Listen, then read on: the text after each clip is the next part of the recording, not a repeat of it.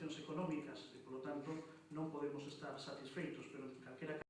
Estes son uns orzamentos da recuperación, da consolidación da recuperación económica, uns orzamentos que trasladan a economía doméstica a recuperación que xa se vive na macroeconomía. As contas recollen, ademais, unha ambiciosa rebaixa fiscal que vai incidir no peto das familias e que vai permitir un incremento do consumo, un incremento tamén do aforro, unha rebaixa fiscal que non nos cansaremos de lembrar que vai beneficiar fundamentalmente as rendas máis baixas.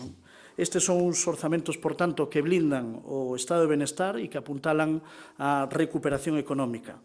Nos temos que lembrar, en clave política, que España pasou de ser o país que máis emprego destruía na zona euro a ser o país que máis crece e que máis emprego xenera. E proba delo é que hoxe en España temos 300.000 afiliados máis á Seguridade Social que hai un ano, e proba delo é que en Galicia hoxe temos 20.000 parados menos que en setembro de 2013. Queda moito por andar, por suposto, porque superamos a recesión económica, pero non saímos da crise, e, polo tanto, o que compre agora é seguir traballando na mesma dirección.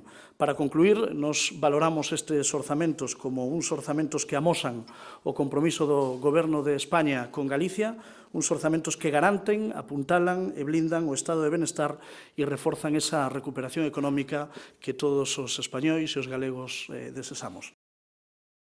Que permitira albiscar en que dirección íamos. Preocupación para a Xunta de Galicia, unha preocupación para o Goberno galego.